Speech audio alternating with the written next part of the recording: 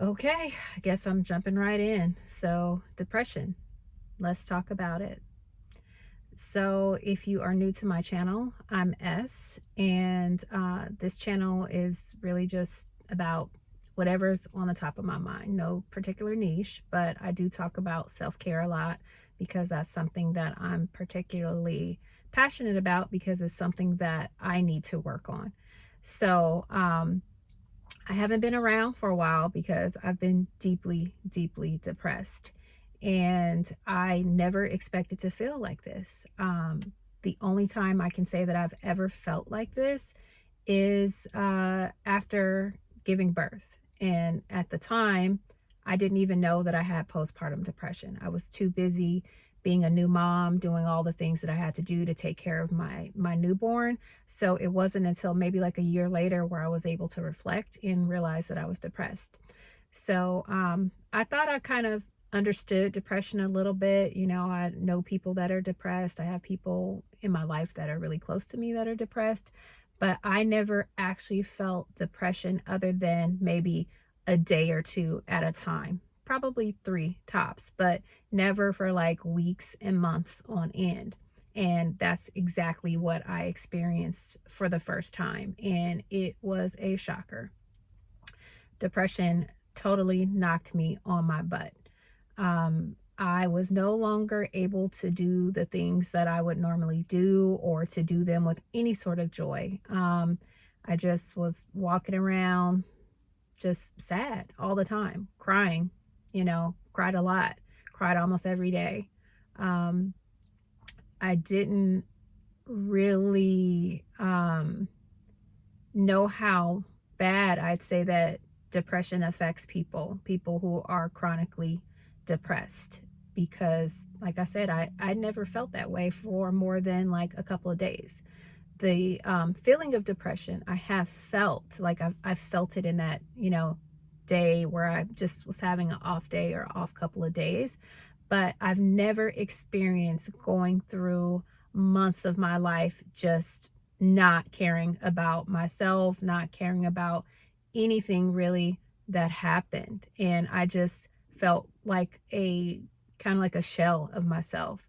And so, what caused the depression for me was that I was planning to move abroad and my plans changed. And as soon as those plans changed, then I tried to jump ship and say, okay, I'm going to move here instead. And then was planning on that. And then things didn't work out. I think my husband and I were planning to list our home for sale. And I think he was just looking at the numbers and just looking at all the uncertainty and was just feeling like, I don't really want to sell right now because we don't have a solid plan. So we had gotten up to the point where we were pretty much ready to list our house. Like we could have in a couple of days called to, get the pictures taken and get the listing posted. We had the real estate agent on standby, and we just decided to not go forward with it. So that sent me into a deep, deep, deep depression. I never expected to feel that way. Um, I had been planning on moving for over 2 years, and I had done a lot of work, a lot of research. I had started the initial paperwork and forms and things that needed to be filled out to do a golden visa. And all of that was just like, felt like it was all for naught. Put down a huge down payment, all for naught. So, um, yeah, I mean, that is what was the catalyst for me. So in this time, I have been journaling. I've been journaling and I've been meditating.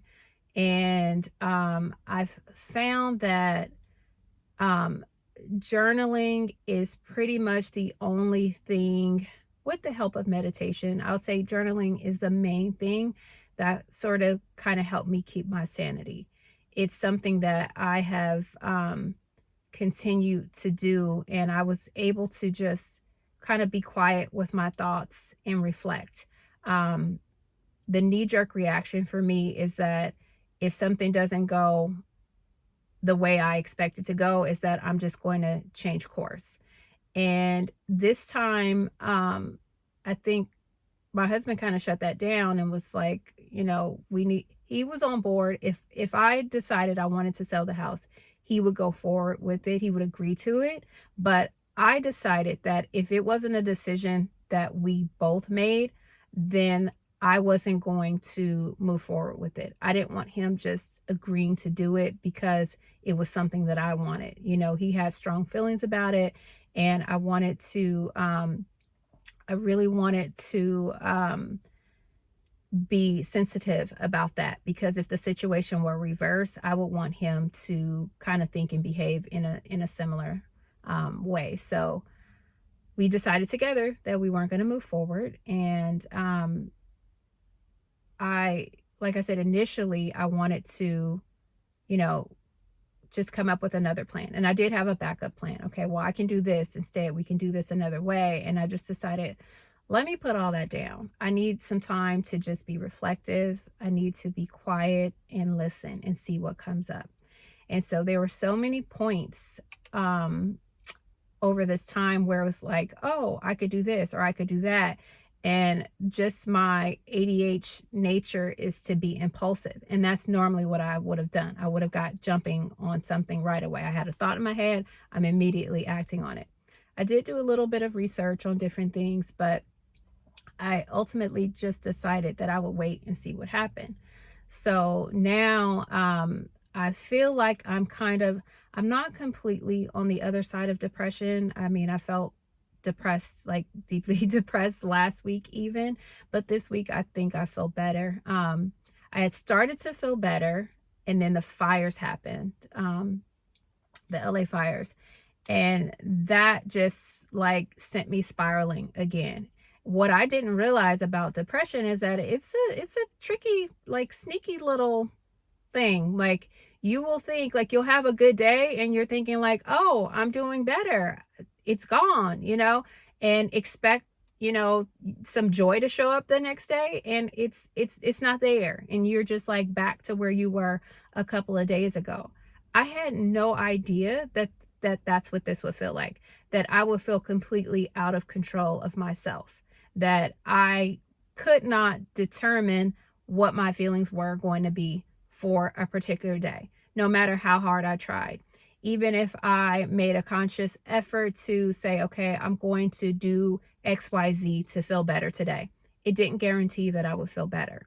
No matter how much I wanted to in my mind, sometimes I just was not able to get there. And so I did make a decision like, okay, today this is enough. I'm going to start doing better, start feeling better. So like I said, it wasn't up to me, even though I decided this is what I'm going to do. But I think just kind of sort of making that decision that I was going to feel better, even if I didn't, the next day I'm going to try to feel better again. It wasn't like I just gave up all hope.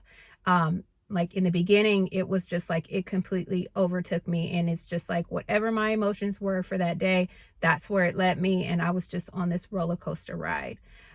So fast forwarding to now, I would say that I feel like I'm a bit more in control, not completely in control, but I have my mindset, I have my mindset correct. So I'm able to recognize if I'm feeling down, if it's something that where I need to just feel these feelings, I will allow myself to do it. It's not like I'm going to tell myself, oh, you've got to feel better, you can't think about this. Because I found that when I've allowed myself to feel, I've allowed myself to heal. So just kind of sitting, being quiet, listening, seeing what comes up, I've been able to work through these emotions, and I've been able to journal about it and reflect upon it and see, is this helping? Just reflecting on my thoughts. Is this helping? And what I found is that it was. And it has even got to the point where it's like I've kind of built a regular habit around it. I have been journaling and doing gratitude, and I would kind of like, I might miss a day or day or so here or there, and it wasn't that big of a deal. But right now, in this particular moment, I'm feeling like I want to keep it going. That if I miss a day, I'm going to, I think I'm going to probably feel bad about it because I've been feeling so good about journaling that I want to keep it up. So even if it's like 12 o'clock um, in the evening. Sometimes if I'm, and it's literally been, that late or later sometimes where I hadn't journaled yet. And if I'm falling asleep, I'll open my journal. I have it on my iPad here, and I will just open it and I'll just write something, and I'll say, I'm tired, but I want to, I'm writing in here because I just wanted to keep up the habit of journaling because it's helping me to feel better. And it's also allowing me to commit to some sort of habit because it has really been difficult to lean on my good habits when I'm feeling this way. Like I've wanted to get up and go walking, but some days I couldn't get myself up. No matter how much I wanted to. In my mind, I'm just trying to psych myself up like go for a walk. You'll feel better. Some days I just wasn't able to. And walking really is something that helps me to kind of get my mind right and to just be in nature and feel better. And even if it was something like that where it's like I know if I go out here and take this walk, I'll feel better. I just couldn't like will myself to get up. So journaling has been the one thing where I didn't have to be in any particular place or any particular mood. It didn't matter what the weather was doing, if it was light or dark outside. I could still just pick up my journal and write in it no matter what. And I've also been able to keep up a streak with my meditation, which has helped a lot. I'll say that in the beginning, when I started meditating, I wasn't able to focus a lot because there were so many thoughts and things that were going on in my mind, and I just wasn't able to concentrate on what I was listening to.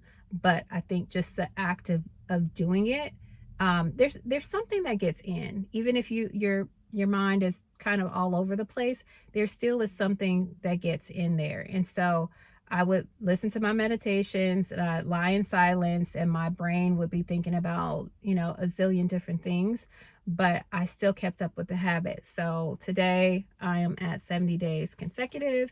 Don't know if you can see that or not because it's a little bit dark, but I have 70 days on Insight Timer, and I'm so proud of myself because it's something that I kept up with. So my regular habits that I did every day, I just wasn't able to do them. But the two that I kept were journaling and meditation. I made those two the things that I could do, and I didn't make it too hard on myself. Like with meditation, if I didn't do anything but put it on before I went to bed and I fell asleep, that still counted. It wasn't like you have to be sitting up or you have to be present. It has to be morning. The main thing was just that I put it on. And I think once you are hearing, I tend to do guided meditations. So when you're hearing positive affirmations and you are hearing just, you're constantly being reminded of the good and the power within, no matter how you're feeling, at some point it's going to seep in. And so more recently, I've been able to meditate and be able to listen to the message and focus on it. So it's like in the beginning, it was very hard to concentrate. My mind was all over the place, but I stuck with it. I was able to push through it, and I was able to get to the silence. And with the meditation and the journaling, that is what has helped me to feel better. So those things, and also just sitting, listening, being quiet, and not reacting. That's the main thing, is that the reaction part, I had to let that go because I always want to control a situation, and I'm very impulsive, and I do not always make good decisions when I'm being impulsive. And sometimes it's just like, if you just take a breath, just take a breath and just think about what it is that you like, the next move that you're getting ready to make. Just just have a little time, a little pause in between there. Give it a couple of days, see what you come back with. I found that a lot of things work themselves out. So that's something that I didn't expect.